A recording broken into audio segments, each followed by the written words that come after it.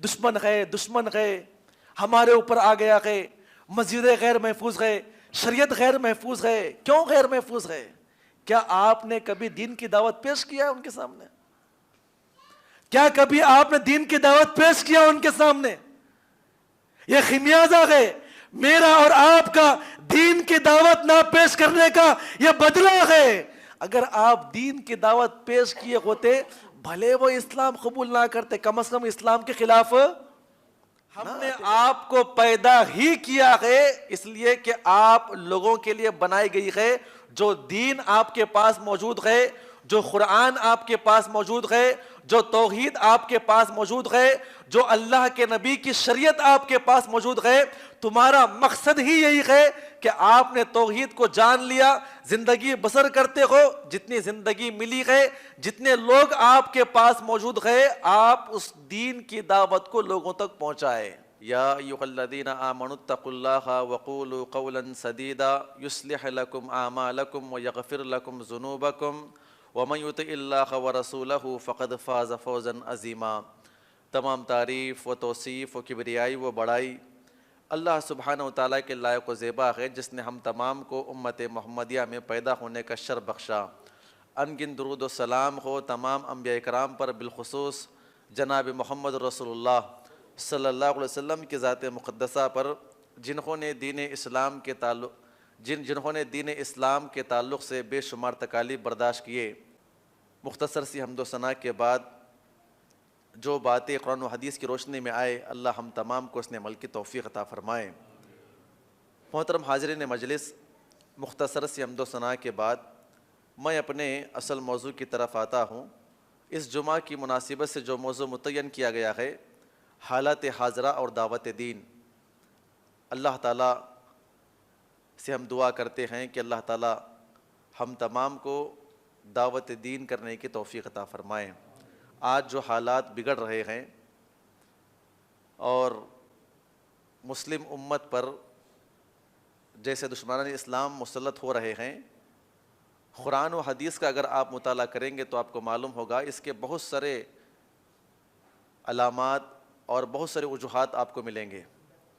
حالات حاضرہ اور دعوت دین جو عنوان طے کیا گیا ہے کہ دشمنوں کا تسلط امت مسلمہ کے اوپر, ایک یہ بھی ہے کہ جب یہ امت مسلمہ دین کا کام کرنا چھوڑ دے گی, توحید کو عام کرنا چھوڑ دے گی, تو اللہ تعالیٰ اس امت کے اوپر دشمنوں کو مسلط فرمائے گا. سب سے پہلے ہم یہ جانتے ہیں کہ اللہ تعالیٰ نے ہم تمام کو کس مقصد کے لیے پیدا کیا ہے. پوری قرآن اور احادیث کا اگر آپ مطالعہ کریں گے تو آپ کو معلوم ہوگا اللہ رب العزت نے انسانوں کو 3 مقاصد کے لیے پیدا کیا, 3 وجوہات کے لیے پیدا کیا. سب سے پہلا مقصد جو کہ سب کو یاد ہے, اللہ رب العزت نے ہم تمام کو اپنی عبادت کے لیے پیدا کیا. الفاظ کیا ہے؟ وما خلقت الجن والانس الا لیعبدون. اللہ نے کہا کہ ہم نے جنات اور انسانوں کو اپنی ہی عبادت کے لیے پیدا کیا. یعبدون وہاں پہ الفاظ کافی تھے. اللہ تعالیٰ نے لفظ لام لا کر تاکید پیش کرتے ہوئے کہا ہے کہ ہم نے جنات اور انسانوں کو اپنی ہی عبادت کے لیے پیدا کیا ہے. اسی لیے اللہ رب العزت اپنی ذات میں, اپنی عبادت میں, اپنے کاموں میں کسی اور کو شریک کرنا پسند نہیں کرتا ہے. اللہ تعالیٰ نے یہ ساری کی ساری کائنات کو بنایا انسانوں کے لیے, اور انسانوں کو کس کے لیے بنایا ہے؟ اپنی عبادت کے لیے. تو پہلا مقصد اللہ تعالیٰ نے قرآن مجید کے اندر پیش کرتے ہوئے کہا ہے کہ اے انسانوں کی جماعت, اے جنات کی جماعت, ہم نے آپ کو اپنی ہی عبادت کے لیے پیدا کیا ہے. اللہ رب العزت نے لفظ لام تاکید لا کر پیش کیا ہے کہ مقصد کیا ہے زندگی کا. جتنی رزق آپ کو مل رہی ہے, جتنی زندگی آپ کو مل رہی ہے, بلوغت ہونے سے پہلے آخری سانس تک ہر مسلمان کوشش یہ کرے کہ عبادت کسی کرے, وہ اللہ کی عبادت کرے. پہلا مقصد بیان کیا گیا ہے. دوسرا مقصد کیا ہے؟ اللہ رب العزت نے سورہ ملک کے اندر بیان کیا, جب ہم نے انسانوں کو پیدا کیا تو ہم کیا کریں گے؟ انسانوں کو آزمائیں گے, مصیبتوں میں داخل کریں گے, حادثات میں داخل کریں گے, کبھی نعمتیں زیادہ دیں گے تو کبھی نعمتیں ان کو کم دیں گے, ہر اعتبار سے آزمائیں گے. آیت کریمہ کیا ہے؟ الذی خلق الموت والحیات لیبلوکم ایکم احسن عملا. اللہ نے یہاں پر لفظ لام لا کر پھر تاکید کرتے ہوئے کہا ہے ہم نے انسانوں کی موت کو پیدا کیا, اس کی زندگی کو پیدا کیا, وجہ کیا ہے؟ لیبلوکم ایکم احسن عملا. برے وقت میں ایک انسان اللہ تعالیٰ کی آزمائش میں داخل ہونے کے بعد بھی اللہ کی عبادت کرتا ہے, اللہ تعالیٰ سے دور ہو جاتا ہے. اللہ تعالیٰ نے آزمانے کے لیے ہم کو پیدا کیا ہے. تیسرا مقصد جو بیان کیا گیا ہے, آج وہی ہمارا موضوع ہے. اللہ ہم تمام کو مقصد سمجھ کر عمل کرنے کی توفیق عطا فرمائے. اللہ کہتا ہے بڑی مشہور آیت کریمہ, کنتم خیر امہ, تم سب سے بہترین امت ہو. وجہ کیا ہے؟ اخرجت للناس. یہاں پر بھی لفظ لام, اللہ تاکید کرتے ہوئے کہہ رہا ہے کہ اے امت مسلمہ, ہم نے آپ کو پیدا ہی کیا ہے اس لیے کہ آپ لوگوں کے لیے بنائی گئی ہے. جو دین آپ کے پاس موجود ہے, جو قرآن آپ کے پاس موجود ہے, جو توحید آپ کے پاس موجود ہے, جو اللہ کے نبی کی شریعت آپ کے پاس موجود ہے, تمہارا مقصد ہی یہی ہے کہ آپ نے توحید کو جان لیا, زندگی بسر کرتے ہو. جتنی زندگی ملی ہے, جتنے لوگ آپ کے پاس موجود ہے, آپ اس دین کی دعوت کو لوگوں تک پہنچائے. اللہ سے دعا کرے اللہ ہم تمام کو زندگی جو ملی ہے یہ تین کام کرنے کی توفیق عطا فرمائے. سیدھا مقصد جو اگر میں آپ کے سامنے بیان کروں تو مقصد یہ ہے اللہ نے پیدا کیا اپنی عبادت کے لیے, دنیا میں آزمائے گا, ہر اعتبار سے آزمائے گا. آزمائش کے اندر صبر کریں, اور جتنے لوگ آپ کو ملاقات کرتے ہیں, جو توحید آپ کو ملی ہے, جس رب کی آپ عبادت کرتے ہیں, لوگوں کے سامنے دعوت دین پیش کریں. اللہ تعالیٰ نے اسی تین مقصد کے لیے انسانوں کو پیدا کیا ہے. اللہ ہم تمام کو ان تین مقاصد کے اوپر عمل کرنے کی توفیق عطا فرمائے. اب آئیے, اللہ تعالیٰ نے قرآن مجید کے اندر یہود اور نصارہ کا تذکرہ فرمایا ہے. پوری قرآن آپ اٹھا کر دیکھ لیں, اللہ رب العزت نے یہودیوں کا ذکر کیا ہے, نصارہ کا ذکر کیا ہے, اور قرآن کے اندر پیش کر کے اللہ نے جا بجا یہ پیغام دیا ہے کہ جس طرح ہم نے ان یہودیوں کو, نصارہ کو بڑے بڑے انعامات دیے ہیں, انہوں نے انعامات کی ناقدری کی. اللہ کہتے ہیں کہ ہم نے ان کو عذابات میں داخل کیا. اور بعض ایسے لوگ بھی گزرے ہیں جو اللہ تعالیٰ کو ماننے والے بنے, اللہ نے ان کو کامیاب کیا. تو اللہ تعالیٰ نے زیادہ ذکر کس کا کیا؟ اہل کتاب کا کیا, یہود اور نصارہ کا ذکر کیا ہے.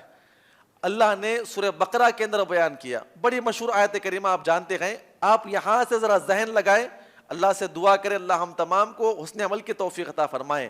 حالات تبدیل کیسے ہوتے ہیں, اللہ تعالیٰ قوموں کو ہلاک و برباد کیسے کرتا ہے اپنے ہی بندوں کے اوپر, اپنے ہی ماننے والے بندوں کے اوپر. جبکہ یہ بندے توحید کا کام کرنا چھوڑ دیں, دعوت دین کو ترک کر دیں, تو اللہ تعالیٰ اس امت کے اوپر انہی کے دشمنوں کو مسلط کر کے ان کو ہلاک و برباد کرتا ہے.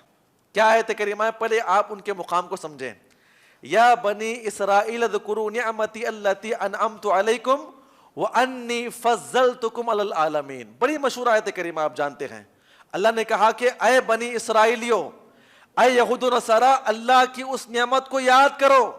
اللہ رب العزت نے آپ کو تمام عالمین کے اوپر, تمام مخلوقات کے اوپر اللہ نے کیا عطا فرمایا؟ آپ کو برتری عطا فرمائی ہے, فضل اللہ نے آپ کو عطا فرمایا ہے. اللہ نے ان کو سب سے بڑا مقام عطا کیا تھا. آپ سورہ بقرہ اور اس کے بعد سورہ مائدہ تک آپ پڑھتے جائیے تو آپ کو معلوم ہوگا اللہ نے ان کو کتنی نعمت عطا فرمایا تھا. علماء اکرام نقل کرتے ہیں نعمتوں کے اندر اللہ تعالیٰ نے ان کو دو بڑی نعمت عطا فرمائی تھی. اللہ ہم تمام کو سمجھ کر عمل کرنے کی توفیق عطا فرمائے. کیا نعمتیں تھی؟ پہلی نعمت یہ تھی کہ اللہ نے ساری دنیا کے اندر جہاں جہاں پر بھی اللہ کے ماننے والے ہوں گے, اللہ رب العزت نے ان کو قبلہ عطا کیا تھا, بیت المقدس. جہاں کہیں پر بھی مسلمان رہیں گے, جہاں کہیں پر بھی اللہ والے ہوں گے, یہ ذرا بات آپ یاد رکھیں, اللہ رب العزت جو ہے ان کو اتنی بڑی نعمتیں عطا کرتا ہے, دعوت دین ترک کرنے کی بنا پہ اللہ یہ نعمتیں چھین لیتا ہے. جو آج ہمارے آنکھوں کے سامنے سے جو مسجدیں جا رہی ہے, جو قبلہ نکل رہا ہے, جو ہمارے احکامات پامال ہو رہے ہیں, وجہ کیا ہے؟ اس کی وجہ آگے آئیں گے انشاءاللہ. ذرا غور سے آپ اس پہ دھیان دیں. اللہ کہتے ہیں کہ نعمتوں میں سب سے بڑی نعمت ان کے لیے یہ تھی کہ پوری دنیا کے اندر جہاں جہاں پر بھی ایمان والے ہوں گے, قبلہ کس کو مانیں گے؟ بیت المقدس کو. اس کی سب سے بڑی مثال, اللہ کے نبی صلی اللہ علیہ وسلم مکہ کے اندر تھے 13 سال, اس کے بعد مدینہ کے اندر آئے, تقریباً کتنے 16 یا 17 مہینے تک آپ نے کہاں پر نماز ادا فرمائی ہے؟ بیت المقدس کی طرف رخ کر کے آپ نے نماز فرمائی ہے. یعنی جہاں جہاں پر بھی مسلمان ہوں گے, اللہ کے ماننے والے ہوں گے, کسی نبی کے ماننے والے کیوں نہ ہو, سب سے بڑا قبلہ کس کا تھا؟ یعنی اگر یہ کہا جائے کہ اسلامی اعتبار سے, اسلامی دنیاوی اعتبار سے یا ایمانی اعتبار سے اللہ نے ان کو پوری دنیا کا امام بنا دیا تھا, سب سے بڑا قبلہ عطا فرمایا تھا. اور دوسری بات کیا تھی؟ اور دوسری جو وجہ تھی ان کے فضل کی, ان کی برتری کی, ساری کائنات کے اوپر یہ افضل کیوں تھے؟ وجہ کیا تھی؟ کہ ان کا قبلہ تھا. اور دوسرا, اللہ رب العزت نے ان کو پوری دنیا میں حکومت عطا فرمائی تھی, پوری دنیا میں حکومت ان کی تھی. بڑے بڑے انبیاء کرام آئے, سلیمان علیہ السلام, داؤد علیہ السلام, بڑے بڑے یہ وقت کے حکمران گزرے ہیں, بڑے بڑے بادشاہ گزرے ہیں, یوسف علیہ السلام انہی کے نسل سے آئے ہیں, اور یہاں تک کہ اللہ نے بڑے بڑے انبیاء کرام کو انہی کے نسل میں بھیجا ہے, بنی اسرائیل میں بھیجا ہے. موسیٰ علیہ السلام, یوسف علیہ السلام, بڑے بڑے انبیاء کرام یہیں پر آئے ہیں. اور باضابطہ دینی اعتبار سے بھی قبلہ ان کے پاس تھا, دینی اعتبار سے تمام مسلمانوں کے کیا تھے؟ یہ امام تھے. اور دنیاوی اعتبار سے اللہ نے پوری دنیا پہ ان کو حکومت عطا فرمایا تھا. اللہ تعالیٰ نے جب یہ دو بڑی نعمتیں ان کو عطا فرمائی تھی, انہوں نے کیا کیا؟ انبیاء کرام کا انکار کیا, انبیاء کرام کی ماننے کے بجائے انبیاء کرام کو ذبح کیا. انبیاء کرام چلے جانے کے بعد تورات, زبور, انجیل کے اندر تحریف کرنا شروع کر دیا. جو قرآن ان کے پاس موجود تھی, جو کتاب ان کے پاس موجود تھی عمل کرنے کے لیے, بظاہر یہ لوگ عمل کرنے کے بجائے تحریف کر دیا کرتے تھے, انبیاء کرام کو ذبح کیا کرتے تھے, اپنے علماء کرام کو اپنا رب بنا لیا کرتے تھے. اور اس سے بڑھ کر اگر آپ آگے چلے جائیں, ان کے اندر اتنی خباثت بڑھ چکی تھی کہ انبیاء کرام کے کام کو ختم کر کے منمانی انہوں نے شروع کر دیا تھا. اللہ نے کیا کیا؟ اللہ رب العزت نے ان کے اوپر قہر نازل فرمایا. کیا قہر تھا؟ لوئن الذین کفروا من بنی اسرائیل علی لسان داؤد و عیسی ابن مریم. اللہ کہتے ہیں کہ ہم نے دو بڑے انبیاء کرام کے ذریعے سے کیا عطا فرمایا؟ ان کے اوپر لعنت عطا فرمائی ہے. وجہ کیا تھی؟ کانوا لا یتناہون عن منکر فعلوہ لبئس ما کانوا یفعلون. سب سے بڑی وجہ یہ تھی کہ یہ لوگ جن کے ساتھ رہا کرتے تھے, ایک مرتبہ کہتے کہ یہ کام کرنا برا ہے. کوئی بھی برا کام کرتا ہے انسان, کہا کہ یہ کام کرنا برا ہے, یہ کام مت کر, ایک مرتبہ ٹوک دیتے, دوبارہ کل کے دن جا کے ان کے ساتھ بیٹھ کے کھانا کھایا کرتے تھے, ملا کرتے تھے. یعنی اپنے معاشرے کے اندر بدکاروں کو دیکھنے کے باوجود, الگ تھلگ ہونے کے باوجود, باضابطہ ان کے برے کاموں میں ان کا ساتھ دیا کرتے تھے. آج کتنے ایسے مسلمان ہمارے بھائی موجود گئے جو آج ہمارے برادری کے اندر موجود گئے, ہمارے خاندان میں موجود گئے, اپنے علاقے میں موجود گئے, اپنے دوستوں میں شامل گئے, جو گناہ پہ گناہ, گناہ پہ گناہ, گناہ پہ گناہ کرتے گئے, اور ہم جانتے بوجھتے بھی اپنے بھائیوں کو نہیں روکتے ہیں. اللہ رب العزت نے قرآن مجید کی اس آیت کریمہ کے اندر ان کا فعل بیان کرتے ہوئے کہا ہے کہ تھے تو خود کو اپنے پاک سمجھتے تھے اور اپنے والوں کے درمیان دینی کام نہیں کیا کرتے تھے. اللہ نے کہا کہ ان کے اوپر لعنت برسائی ہے. اور کیسے لعنت ہوئی ان کے اوپر, اور کیسا ان کے اوپر قہر ٹوٹا؟ آپ سورہ بنی اسرائیل کی تلاوت کریں تو آپ کو معلوم ہوگا, جا کہ پوری سورہ بنی اسرائیل عطا فرمائی, آپ پڑھیے, آپ کو معلوم ہوگا اللہ نے ان کے اوپر کیسا قہر برسایا ہے. اللہ کہتے ہیں کہ یہ 2 مرتبہ کیا کریں گے؟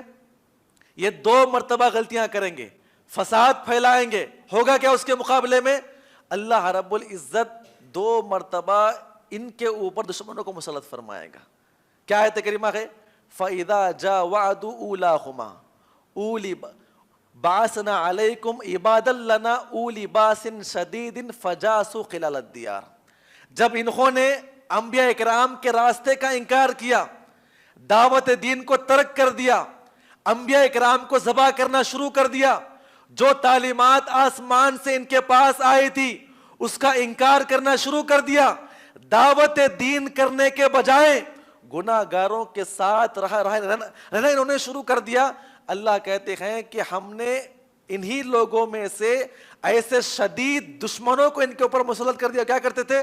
ان کے گھروں کے اندر داخل ہوتے، ان کو قتل کرتے، ان کے بچوں کو پکڑ کر باہر نکالتے، ان کی خواتین کو باہر لے کر آتے، ان کو ذلیل کرتے اور باضابطہ ان کو مارتے کوڑتے اور ان کے رسیوں سے باندھتے اپنے علاقے کو لے کر نکل گئے. آپ جا کر آپ ان کی تاریخ پڑھے. یہ جالوت کا واقعہ ہے. جب اللہ نے اس کو مسلط کیا اس قوم کے اوپر، ان کے گھروں کو تباہ و برباد کر دیا، ان کے جوانوں کو پکڑ لیا، زنجیروں سے باندھا، اپنے علاقے کو لے کر نکل گیا اور ذلیل کرنے کے لیے باپ یہاں پہ کھڑا ہوا ہے، بیٹا وہاں پہ کھڑا ہوا ہے، بیٹے کے سامنے، باپ کے سامنے، بھائی کے سامنے ان کی بچیوں کے ساتھ زنا کیا کرتے تھے. اللہ رب العزت نے اس قوم کے اوپر دشمنوں کو مسلط کر دیا. دشمن کیا کرتا تھا؟ دعوت دین ترک کرنے کی بنا پر، انبیاء اکرام کا راستہ انکار کرنے کی بنا پر اللہ رب کیا کہ ان کو انہی قوموں میں سے دشمنوں کو ان کے اوپر مسلط کر دیا. یہ کیا کرتے تھے؟ ان کو مارتے، ان کو کاٹتے، ان کو ہلاک و برباد کرتے اور ان کو باضابطہ اپنا دشمن بنا کے باہر نکل جایا کرتے تھے. اللہ کہتے ہیں کہ جب انہوں نے معافی مانگ لیا، اللہ سے معافی تلافی کر لی، اللہ کہتے ہیں کہ ہم نے پھر ان کو کیا عطا فرمایا؟ عروج عطا فرمایا. پھر اس کے انہوں نے کیا کیا؟ دوسری مرتبہ کیا کیا؟ انہوں نے اللہ کا انکار کیا، دعوتی کام کرنا چھوڑ دیا، انبیاء کرام کی تعلیمات کا انکار کیا. اللہ کہتے ہیں فَإِذَا جَاءَ وَعْدُ الْآخِرَةِ لِيَسُوءُ وُجُوهَكُمْ. اللہ کہتے ہیں اللہ ہم تمام کو آیت کریمہ سمجھنے کی توفیق عطا فرمائے. دوسری مرتبہ دعوتی کام کرنا ترک کر دیا، انبیاء کرام کو قتل کیا اور باضابطہ تورات انجیل کی تعلیمات کا انکار کیا. اللہ کہتے ہیں کہ ہم نے کیا کیا؟ اس کے اوپر دشمنوں کو مسلط فرما دیا. یہ کیا کر رہے تھے؟ لِيَسُوءُ وُجُوهَكُمْ. ہم نے ان کو ذلیل کرنے کے لیے کیا کیا؟ ان کے بیت المقدس پہ کیا کیا؟ ان کو قبضہ جما دیا.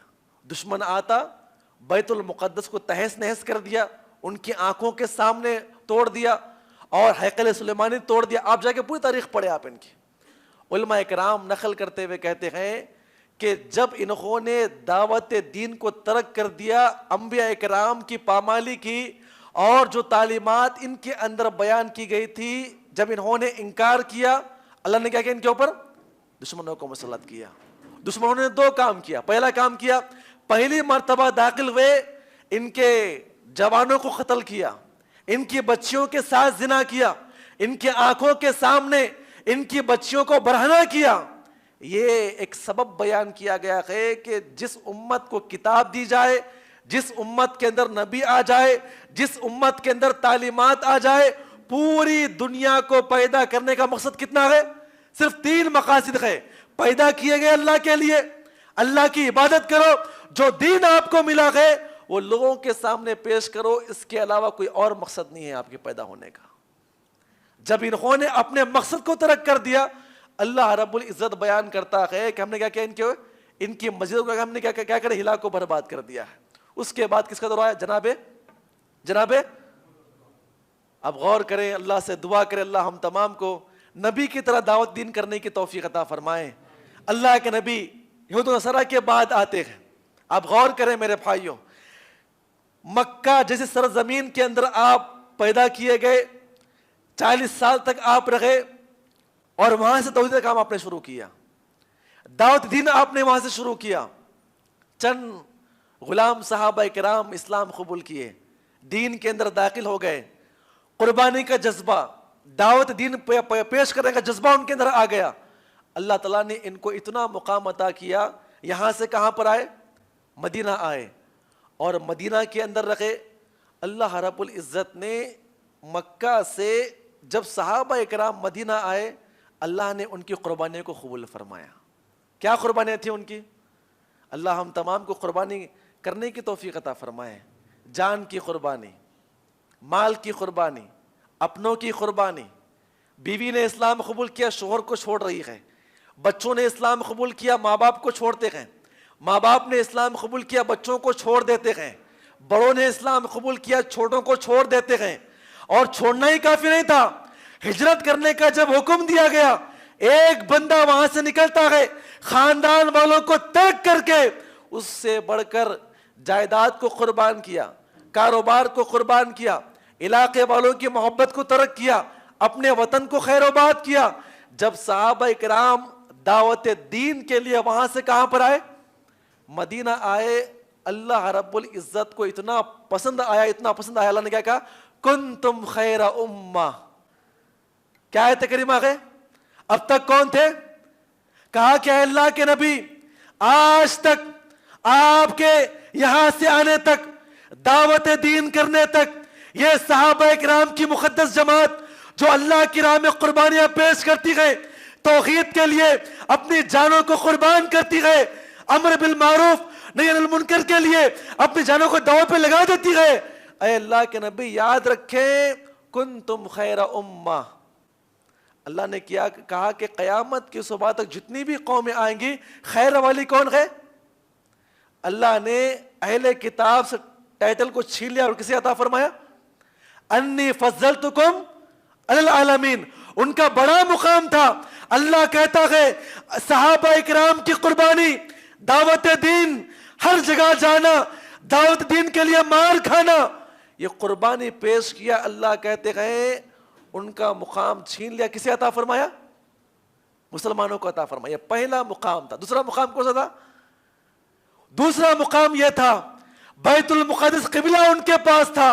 اے اللہ کے نبی, آپ نے دعوت دین کیا ہے, آپ نے راضی کر لیا ہے, آپ چاہتے ہیں قبلہ کیا بنے؟ کعبۃ اللہ بنے. آپ کے پسند کے مطابق کیا عطا فرمائیں گے؟ بیت المقدس نے کس کو عطا کیا؟ ہاں جی, کعبۃ اللہ کو عطا کیا گیا. وہاں سے چھینا کہاں پہ عطا کیا گیا؟ یہ بڑی قربانیاں ہیں. کس کی وجہ سے؟ دعوت دین کی راہ میں جہاں جہاں پر آپ قربانی پیش کریں گے, جہاں جہاں پر آپ جائیں گے, دعوت دین کو پیش کریں گے, اللہ آپ کو غالب کرے گا انشاءاللہ. غالب کرے گا انشاءاللہ. اللہ غالب کر رہا ہے. یہ صحابہ اکرام کہاں سے آئے تھے؟ کہاں سے آئے تھے صحابہ اکرام؟ مکہ سے. مٹھی بھر جماعت غلام صحابہ اکرام, کچھ امیر صحابہ اکرام یہاں سے نکلے تھے. اور جب نکلتے گئے تو پوری دنیا کے اوپر کس کی حکومت تھی؟ اہل کتاب کی حکومت تھی. اللہ کہتا ہے, اور خود اللہ کے نبی نے آگے بیان فرمایا کہ تقریباً صحابہ اکرام کتنے؟ 4 بڑے صحابہ اکرام کی خلافت تک 30 سال کی یہ حکومت تھی. 30 سال تک یہ حکمرانی تھی. اللہ نے کیا کیا؟ پوری دنیا کا ان کو امام بھی بنا دیا, اور کیا بنا دیا؟ ان کو حکومت بھی عطا کیا. اور یہ کہا قیامت کی صبح تک ایمان لاؤ گے, جنت چاہتے ہو, کیا کرنا ہوگا؟ فَإِنْ آمَنُوا بِمِثْلِ مَا آمَنْتُمْ بِهِ فَقَدْ اهْتَدَوْا. کیسا ایمان لے کر آؤ؟ صحابہ کی طرح ایمان لے کر آؤ. یہ صحابہ کی طرح ایمان لے کر آؤ. ان کی قربانیاں اسلام کو لے کر, توحید کو لے کر, دعوت دین کو لے کر, ہر اعتبار سے آپ دیکھ لیجئے. یہ صحابہ اکرام جو مٹھی بھر جماعت تھی, جو برسوں سے بڑے بڑے انبیاء اکرام کی جماعت آ رہی تھی, ان کی نسلیں آ رہی تھی. صحابہ اکرام کتنے؟ تقریباً 23 سالوں کے اندر یہ ثابت کر دیا کہ افضل کون ہے اور فضیلت کیوں ہے میری اور آپ کی. تأمرون بالمعروف وتنہون عن المنکر. اور جب جب بھی ہم دعوت دین کو چھوڑ دیں گے, جو میں نے آپ کے سامنے یہاں پہ تاریخ کو میں نے پیش کیا ہے, اللہ کس کو مسلط کرے گا ہمارے اوپر؟ دشمنوں کو مسلط کرے گا. آج ہو رہے ہیں نا, دشمن مسلط ہو رہے ہیں. آج بابری مسجد ہمارے پاس سے نکل گئی. کئی مسجدیں نشانے پر نکل گئے ہیں. وجہ کیا ہے؟ اللہ کہتا ہے لِيَسُوءُ وُجُوهَكُمْ, تم کو ذلیل کرنے کے لیے, رسوا کرنے کے لیے کیا کریں گے؟ ہم اپنے ہی نافرمانوں کو تمہارے پر مسلط کریں گے. کب؟ جبکہ آپ دعوت دین کرنا چھوڑ دو گے. مقصد کیا ہے میرا اور آپ کا؟ 3 مقاصد: اللہ کی عبادت، نمبر 2 مصیبتوں میں صبر کرنا، اور نمبر 3 دعوت دین۔ پیدا ہی اسی لیے کیے گئے ہیں۔ اللہ سے دعا کرے اللہ ہم تمام کو اس نے عمل کی توفیق عطا فرمائے۔ میرے بھائیو، صحابہ کرام کی کاوشیں، صحابہ کرام کا مقام، دعوت دین، چلنا پھرنا، اپنے دوست و احباب میں بیٹھنا، ان کا عمل، اور یہاں تک کہ ان کا مرنا بھی یہ توحید کا پیغام تھا۔ اللہ سے دعا کرے اللہ ہم تمام کو صحابہ کی طرح عمل کرنے کی توفیق عطا فرمائے۔ ایک صاحب رسول آپ نے کئی مرتبہ سنا ہوگا، ان کا واقعہ پیش کرتا ہوں۔ اللہ ہم تمام کو ایسے ہی اسلام کے لیے قربانی پیش کرنے کی توفیق عطا فرمائے۔ توحید کی دعوت دینا، کسی کو بلانا، کسی غیر مسلم کو دعوت دینا آج بہت ہی ہلکی سی بات ہے، عام سی بات ہے۔ اس زمانے میں، جس زمانے میں اپنے آپ کو مسلمان کہنا ہاتھ میں جان رکھنے کے برابر تھی، اس دور میں صحابہ نے بڑے بڑے کارنامے کیے ہیں۔ آج ہمیں ضرورت ہے ایسے بڑے بڑے صحابہ کرام کو اپنا آئیڈیل بنائیں گے انشاءاللہ۔ اللہ سے دعا کرے اللہ ہم تمام کو بھلے صحابہ کرام کی طرح نہ ہو لیکن ان کی طرح عمل کرنے کی توفیق عطا فرمائے۔ جذبہ رکھ کے نکلے باہر، مر بھی رہے گئے صحابہ کرام اسلام کی راہ میں، ایک پیغام توحید کا پیغام جاتا ہے، توحید کا پیغام دیکھ کے صحابہ کرام مرتے ہیں۔ اللہ ہمیں ایسے ہی زندگی گزارنے کی توفیق عطا فرمائے۔ آپ نے کئی مرتبہ سنا حضرت خبیب بن عدی بڑے بہترین صحابی رسول ہے، آپ نے سنا ہے، ایمان تازہ ہو جائے، ہمارے اندر بھی شوق پیدا ہو جائے اسلام کے لیے قربانی دینے کا، توحید کے پیغام کو آگے بڑھنے کا۔ کہاں کہاں پہ توحید کا پیغام پیش کرتے ہیں، کہاں پہ لٹکے ہوئے ہیں، اور لوگ کہاں پہ کھڑے ہوئے ہیں، کہاں کھڑا کیے گئے ہیں۔ اللہ ہم تمام کو عمل کرنے کی توفیق عطا فرمائے۔ میرے بھائیو، جنگ بدر میں اس صحابی نے کیا کیا تھا؟ ایک بڑے کافر کے باپ کو قتل کیا تھا، کسی وجہ سے یہ لا کر مدینہ کے اندر بیچ دیے گئے۔ جب اس کو معلوم پڑا کہ خبیب غلام بن کر آیا ہے، جا کے خرید لیا اس نے، اور کہا کہ ہم کیا کریں گے، اپنے باپ کا بدلہ لیں گے۔ اور وہ دور تھا جب کہ پورے کے پورے کفار مکہ مسلمانوں کے خلاف تھے، جنگ بدر، جنگ احد کی وجہ سے بڑے غصے میں تھے۔ کوئی بھی ایک صحابی مل جائے، بس کوئی بھی ایک مسلمان مل جائے، اسے ختم کر دیں گے اور بدلہ لیں گے۔ اس زمانے کے اندر بدلہ لینا ایک انتقام کی بات تھی اور ایک فخر کی بات تھی۔ یہ صحاب رسول لائے گئے، مدینہ کے اندر بیچے گئے، وہ آدمی آگے بڑھا، اس نے خرید لیا۔ صحیح بخاری کی روایت ہے، اللہ ہم تمام کو اس نے عمل کی توفیق عطا فرمائے۔ بیڑیاں باندھی گئی اور اپنے گھر کے اندر باندھ دیا۔ اعلان کیا گیا کہ محمد کا ساتھی ہمارے پاس موجود ہے، فلاں وقت میں جائیں گے، اسے قتل کریں گے، جس جس کو بھی مارنا ہے، جس جس کو بھی آنا ہے وہ آ جائے۔ کیا کریں گے؟ بدلہ کس سے لیں گے؟ اللہ کے نبی سے بدلہ لیں گے۔ کیوں؟ انہوں نے جنگ بدر میں ہمارے بڑے آبا و اجداد کو قتل کیا ہے۔ ایک بڑی اپنے اندر آگ لے کر یہ سب بیٹھے ہوئے تھے، وہ صحاب رسول ان کے ہاتھوں پہ مل گئے۔ اب نکل پڑے، دن تاریخ متعین کیا گیا، کہا کہ حرم کے باہر جائیں گے اور اسے قتل کریں گے۔ تنعیم ایک علاقہ تھا، وہاں پر حدود حرم کے باہر لے جاتے ہیں۔ اعلان کیا گیا، دن تاریخ کے مطابق تمام کے تمام مرد و خواتین، وہ کیا عجیب و غریب منظر رہا ہوگا، مارنے کے لیے جا رہے ہیں، کون کون آ رہے ہیں؟ پورے مرد و خواتین، بچے، بوڑھے سب آ رہے ہیں یہ منظر دیکھنے کے لیے کہ آج ایک دشمن کو مارا جائے گا، ہلاک و برباد کیا جائے گا، محمد سے بدلہ لیا جائے گا۔ جب اعلان کا دن تھا، آخری دن تھا، تو کہتے ہیں کہ مجھے اس طرح چاہیے۔ کیا چاہیے مجھے؟ اس طرح چاہیے تاکہ میں پاک صاف ہو جاؤں۔ اللہ کے بارگاہ میں جانا ہے، کس سے ملاقات کرنا ہے؟ اللہ سے ملاقات کرنا۔ موت کا ڈر نہیں، شوق کیا ہے؟ اللہ سے ملاقات کرنے کا وقت آ رہا ہے۔ بس پاکی صفائی کے لیے بیٹھے ہوئے تھے، اتنے میں وہ عورت کا بچہ کھیلتا ہوا کس کے پاس آیا؟ صحابہ رسول کے پاس آیا۔ صحابی نے اسے اٹھا لیا اور اپنے گود میں رکھ لیا۔ جب ماں نے اسے دیکھا تو وہ بڑی حیران ہو گئی، پریشان ہو گئی کہ میرا بچہ کہاں پر ہے؟ اس صحابہ رسول کے گود میں گئے، ہاتھ میں کیا ہے؟ اس طرح ہے۔ یہ دیکھ کر تڑپ اٹھی۔ اس صحابہ رسول کے بڑے پیارے الفاظ تھے، ڈر لگتا ہے مجھ سے، ڈر لگتا ہے کہ میں تیرے بچے کو نقصان پہنچاؤں گا؟ ہرگز نہیں۔ ہمارے اسلام نے ایسا کرنے کا کبھی حکم نہیں دیا، کسی معصوم کو ختم کرے ہمارے اسلام نے منع کیا ہے، بچے کو چھوڑ دیا۔ وہ عورت گواہی دیتی ہوئی کہتی ہے کہ میں نے اپنی زندگی میں اس طرح کا بہترین قیدی آج تک میں نے نہیں دیکھا ہے. بڑا عبادت گزار, اللہ کو یاد کرنے والا, عبادت کرنے والا. اور وہ کہتی ہے کہ پورے مکہ کے اندر کبھی انگور کا زمانہ نہیں تھا.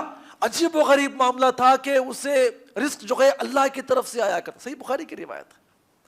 کبھی دیکھتی ہوں کہ رزق کھا رہا ہے, کہیں پر بھی پھل نہیں ہے. آج تک میں نے ایسا قیدی نہیں دیکھا. وجہ کیا تھی؟ اس نے میرے بچے کو معاف کر دیا. اسلام کیا ہے؟ امن و سلامتی کا ضامن ہے. اسلام جو ہے دہشت گردی کا مذہب نہیں ہے, بڑی پاک تعلیمات دیتا ہے. خیر وقت آ گیا, لوگ لینے کے لیے آئے, زنجیروں میں باندھے ہوئے ہیں اور لے کے نکل رہے ہیں, اور پورا علاقہ بچے بوڑھے چیختے چلاتے ہوئے آ رہے ہیں, مارو اسے, ختم کرو اسے, اس کے محمد نے ہمیں مارا ہے, ذلیل و رسوا کیا ہے, اجداد کو مارا ہے, نقصان پہنچایا ہے, ہماری شان گرایا ہے, مارو اسے. باضابطہ آپ یاد رکھیں, یہ عجیب و غریب منظر رہا ہوگا. آپ یہ منظر اپنے ذہن میں بنائیں گے انشاءاللہ. اللہ ہم تمام کو ایسی قربانی پیش کرنے کی توفیق عطا فرمائے. سارے لوگ نیچے کھڑے ہوئے ہیں, تخت پہ یہاں پہ کھڑایا گیا, بڑا سا چبوترا وہاں پہ ایک درخت تھا وہاں پہ کھڑا دیا گیا. سب لوگوں کو ایک مرتبہ دیکھا اور کہا کہ میں 2 رکعت نماز پڑھ لوں. کہا کہ آپ نماز پڑھ لیں. یہ منظر سب لوگ دیکھ رہے ہیں. یہ توحید کا پیغام تھا. کس کا پیغام تھا؟ یہ دعوت دین کا, کفار مکہ کے سامنے دعوت دین کا پیغام تھا. یہ 2 رکعت اتنے بہترین انداز سے نماز پڑھے اور اس کے بعد سلام پھیرا اور کہا کہ دل چاہ رہا تھا نماز کو کیا کروں میں اسے اور آگے بڑھاؤں اور لمبی نماز کروں. ڈر پیدا ہوا کہ یہ نہ کہے کہ موت کے ڈر سے نماز کو لمبی کیا ہے. اس کے بعد کھڑے ہو گئے. لوگوں نے کہا کہ مارو اسے, عورتیں کہتی مارو اسے, بچے کہتے مارو اسے, اور ان کا مالک آ کر کہتا ہے درخت پہ باندھ دیا گیا. کہا کہ جس جس کو بدلہ لینا ہے وہ لے کر آئے. سب لوگ اپنے اپنے مقتولین کا بدلہ لینے کے لیے آئے. سب لوگ نیزے نکالے اپنے ہاتھوں سے, تلوار کوئی نکال کے آ گیا, کوئی نیزے لے کر آ گیا, کوئی چاقو اپنے ہاتھ میں لے کر آ گیا, اور سب گول کھڑے ہوئے ہیں. کہتا ہے کہ ہمارے باپ کو مارتا ہے. ایک کافر آگے بڑھا اور چاقو لے کر سیدھا اس کے ران میں داخل کرتا ہے, چھپا کر نکالتا ہے. دوسرا آ کر کہتا ہے کہ ہمارے باپ کو مارتا ہے, دادا کو مارتا ہے, فلاں کو مارتا ہے. تیرے محمد نے ہمارے معبود کے خلاف بولا ہے. ایک ایک آدمی آتا اور غصے کا اظہار کرتا اور چاقو اور نیزہ لے کے ان کے جسم کے اندر داخل کرتا اور نکال دیتا. اور بعض مورخین نقل کرتے ہوئے کہتے ہیں ایک اور کافر آگے بڑھا, کہا کہ ہمارے معبود کے خلاف بکتے ہو, تیرے محمد نے ہمارے معبود کے خلاف اعلان کیا ہے. غصے میں آگے بڑھا اور زندہ کھڑے ہوئے ہیں, چاقو نکالا, ان کا ایک کان کاٹ کے نیچے پھینک دیا. ایک اور کافر آگے بڑھا, دوسرا کان کاٹ کے پھینک دیا. ایک اور کافر آگے بڑھا, انگلیاں پکڑتا ہے, ایک ایک انگلی کاٹی گئی ان کے سامنے اور کہا گیا, کہا کہ ابھی بھی تجھے آخری موقع ہے, دین کو چھوڑے گا نہیں چھوڑے گا. سارے کے سارے کہتے ہیں مارو اسے, ختم کرو اسے. خواتین کہتی ہے مارو اسے, ختم کرو اسے, ہلاک و برباد کر دو, انہوں نے ہمارے بچوں کو قتل کیا ہے, مارا ہے. وہ عجیب و غریب منظر رہا. اب غور کریں میرے بھائی, ایک ایک کافر آگے بڑھا, ایک اور کافر آگے بڑھا, بڑا نیزہ لیا, کہا کہ ہمارے باپ کو مارتے ہو. آگے بڑھا اور لیا, سیدھا ان کے آنکھ پہ وار کیا اور یہاں سے لے کر وہاں تک پار کر دیا اور کھینچ کے زبردستی باہر نکالا. کہا کہ ابھی موقع ہے, دین کو چھوڑ دے, محمد کو چھوڑ دے, اسلام کو چھوڑ دے, چھوڑ دیا جائے گا. مورخین نقل کرتے ہوئے کہتے ہیں تقریباً ان کا آدھا جسم کٹ گیا تھا, آدھا جسم کا کٹ چکا تھا. ایک اور کافر آیا, کہا کہ دین کو چھوڑتے ہو, اسلام کو چھوڑتے ہو, یا یہ کہہ دو کہ میری جگہ کون ہو, اللہ کے نبی ہو, بس اتنا کہہ دو آپ کو چھوڑ دیا جائے گا. آدھا جسم کٹا ہوا, خون نکل رہا ہے. مسکراتے ہوئے کہتے ہیں ظالمو کیا سمجھے ہو تم مجھے, میں نے اسلام قبول کیا. کس کا کلمہ پڑھا میں نے؟ اللہ کے نبی کا میں نے کلمہ پڑھا ہے. یاد رکھو مجھے یہ بھی منظور نہیں کہ اللہ کے نبی کے پیر میں کیا چبھے, کاٹا چبھے. یہ الفاظ سننا تھا. ایک کافر آگے بڑھا, سینے میں بڑا لمبا وار کیا اور کھینچتے ہوئے کہاں تک آیا, سیدھا پیٹ تک آیا, جس کی بنا پر پورے انتڑیاں باہر ان کی نکل گئی. اس کے بعد بد دعا دیتے ہیں، اللہم احصہم عددا، اے اللہ تو ان کو شمار کر لے، ایک ایک کو گن لے، ان کو ہلاک و برباد کر دے۔ وہ صاحب رسول بار بار بد دعائیں دے رکھے تھے، اور ایک کافر آگے بڑھا، سولی پہ لٹکایا اور کھینچ کر اس نے کیا کہ ان کو شہید کر دیا۔ اللہ کے نبی آگے بیان کرتے ہوئے کہتے ہیں کہ جاؤ اس صحابی کی لاش کو میرے پاس لے کر آؤ۔ علماء کرام نقل کرتے ہوئے کہتے ہیں کہ اللہ کے نبی کے صحابہ مرتے بھی ہیں تو کس کا پیغام دیتے ہیں؟ کس کا پیغام دیتے ہیں؟ توحید کا پیغام دیتے ہیں۔ میرے بھائیو، آج جو دشمن ہے نا، دشمن ہے ہمارے اوپر آ گیا ہے، مسجدیں غیر محفوظ ہے، شریعت غیر محفوظ ہے۔ کیوں غیر محفوظ ہے؟ کیا آپ نے کبھی دین کی دعوت پیش کیا ان کے سامنے؟ کیا کبھی آپ نے دین کی دعوت پیش کیا ان کے سامنے؟ یہ خمیازہ ہے میرا اور آپ کا، دین کی دعوت نہ پیش کرنے کا یہ بدلہ ہے۔ اگر آپ دین کی دعوت پیش کیے ہوتے، بھلے وہ اسلام قبول نہ کرتے، کم از کم اسلام کے خلاف نہ آتے۔ میرے بھائیو، اللہ نے باضابطہ بنی اسرائیل کی تاریخ پیش کر کے امت محمدیہ کے اعمال کو پیش کر کے کہا ہے کہ جب جب تم مقصد سے بھٹک جاؤ گے تو کیا ہوگا؟ تم کو ہلاک و برباد کیا۔ کیا مقصد ہے؟ نمبر 1 توحید کے اوپر عمل کرنا، اللہ کی عبادت۔ نمبر 2 مشکلات میں صبر کرنا، اور نمبر 3 جتنی جان باقی ہے، جتنی سانس آپ کی باقی ہے، جتنے آپ کے قرب و جوار کے، آپ کے علاقے کے، آپ کے گھر والوں کے، آپ دعوت دین پیش کریں۔ کیا مقاصد ہے میرے بھائیو؟ اللہ سے دعا کرے۔ ایک آخری بات اپنے آپ کے سامنے پیش کر کے اپنی بات کو ختم کروں گا انشاءاللہ۔ اللہ کے نبی کا دعوت طریقہ کیا تھا؟ آپ اپنے گھر والوں کو دعوت دیتے، خاندانوں کو کہاں پہ دعوت دیتے؟ اپنے گھر پہ دعوت دیتے۔ کہاں دعوت دیتے تھے؟ اپنے گھر پہ دعوت دیتے، بلا وجہ دعوت دیا تھا۔ کھانے کا انتظام کرتے، ان کے سامنے کھانا پیش کرتے، اس کے بعد ٹھہر کے دین کی دعوت پیش کیا کرتے تھے بلا وجہ۔ آپ کسی بھی ایک ویکنڈ اپنے گھر والوں کو دعوت دے، خاندان والوں کو دعوت دے، 10 لوگوں کو دعوت دے، یا 10 لوگ مل کر کسی علاقے والے کے 10 لوگوں کو دعوت دے، اپنے گھر پہ دعوت دیں۔ اگر آپ کے اندر طاقت نہیں، کسی دائی کو بلائیں، ہمارے علماء موجود ہیں، علماء کو بھی دعوت دیں۔ کھانا وغیرہ کھانے کے بعد آپ ان کے سامنے دعوت دین پیش کریں۔ ایک ہفتہ غیر مسلموں کو بلائیں، اپنے گھر پہ دعوت دیں۔ یہ طریقہ ہے دعوت دینے کا اللہ کے نبی کا۔ ہم نے چھوڑ دیا ہے طریقہ۔ میرے اور آپ کے پیسے کہاں پہ لٹ رہے ہیں؟ شادی بیاہ میں لٹ رہے ہیں، ولیموں میں لٹ رہے ہیں، عیاشی میں لٹ رہے ہیں، اور بیجا کاموں میں لٹ رہے ہیں۔ آپ دین کی دعوت کے لیے اپنے غیر مسلموں کو گھر پہ دعوت دیں، اپنے علاقے والوں کو دعوت دیں۔ 4-8 دوست مل جائیں، زیادہ بڑا نہ پکائیں، 50-60 لوگوں کی دعوت کریں، محبت سے اپنے گھر پہ دعوت دیں، دین کی دعوت پیش کریں۔ یہی طریقہ ہے میرے بھائیو۔ اللہ سے دعا کریں اللہ ہم تمام کو دعوت دین کرنے کی توفیق عطا فرمائے، آمین۔ السلام علیکم و رحمۃ اللہ وبرکاتہ۔